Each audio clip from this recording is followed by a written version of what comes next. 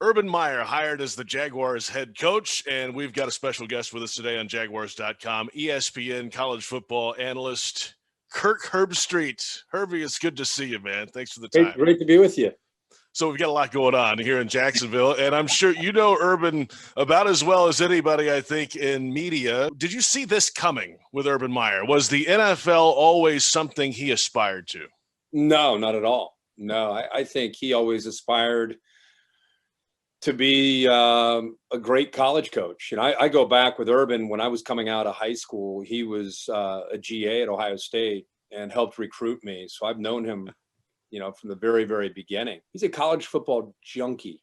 So I think he just happened to climb the top of that mountain at such an early stage of his career that I think, he climbed that mountain in Gainesville, and then for health reasons needed to step down, decided to get back in. And that was, I think, Ohio State job was like, for him, people thought it was always Notre Dame. It was Ohio State was like the epitome of what he wanted to achieve in his career. And he did that. And so then he had some issues, with the brain cyst and needed to step away again.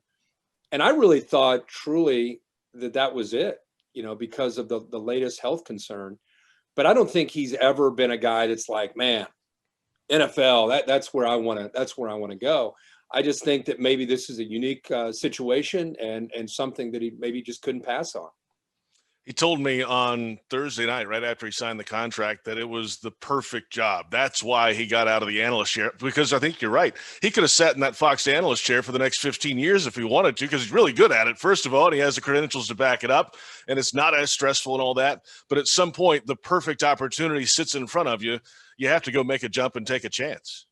Yeah, I think he was still really growing as an analyst in TV. I think he was just kind of getting used to his surroundings and just kind of getting used to what that business is all about. I think his credentials gave him as much credibility as anything in the TV side of things. But I think he was having fun. And so there was no need to get back into coaching. But as he told you, it was almost too good of a situation to pass up on.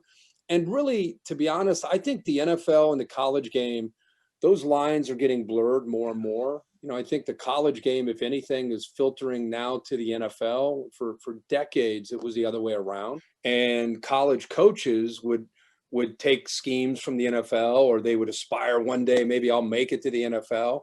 And then I think as things have changed financially and things have changed schematically in the college game, you're now seeing more and more coaches go from the NFL into college. And I think the only reason Urban probably wanted to get into this is it's in the state of Florida. He can get in Jacksonville, a city that he loves. He's always enjoyed his time down there. And now he's got a chance to go and compete again as a head coach in the NFL. Kirk Herbstreit with us, ESPN college football analyst. We've seen him adapt over the years. As he went along in his career, Kirk, how did you see him adapt as a head coach? When did that develop for him into more of a CEO type head coach? Here's the book on Urban. One of the best recruiters in college football and one of the best motivators in college football. So now you think about the NFL. Recruiting, other than free agency, I don't know if it really ever matters. Motivation, can you motivate? Obviously, you'd have to motivate to a certain degree, right? These guys are professionals and they make a lot of money. And if he tries some of the things that he did in college, you wonder, would that work in the NFL? So I think Urban's a really smart guy. He's always ahead of the curve. He realizes things that he did in college, he's probably not going to be able to do completely everything that he did in college in the NFL. So I think he's going to try to surround himself with people on both sides of the ball, especially on the offensive side when he comes to developing a scheme. Some of these guys are looking at the college game instead of saying, wow, Peyton Manning's coming through that door, 6'6", 7-step drop in the pocket. Colleges aren't producing that guy.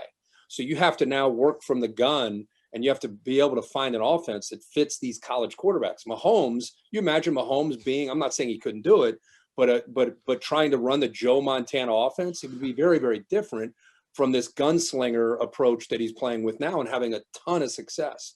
So Urban's got to find a guy that can be like an offense of 2020, which is a quarterback that can play off schedule. He can get off platform and make a play here or there. And that's not Urban's background. So he's going to have to go find an offensive mind that can do those kind of things. And he'd be the first one to tell you that. One more final thought about Urban Meyer here. He's an ultimate competitor, but is it among the most competitive coaching personalities you've been around? I know you've been around most every one of them that are there now. He's more of a manic when it comes to his competitive nature. Like, he can't sleep if he can't find a way to get a competitive edge, that kind of thing. He's relentless, in college, whether it was recruiting or it was gaining a scheme, an advantage when it came to the scheme. Like, Urban used to tell me, I'm hiring coaches who can recruit. We'll figure out the coaching part of it later. And now that's the big question. That's the mystery here with Urban Meyer. Can he build a franchise? Can he build a program where he has, for now, less than or equal talent, not better talent? Can he win?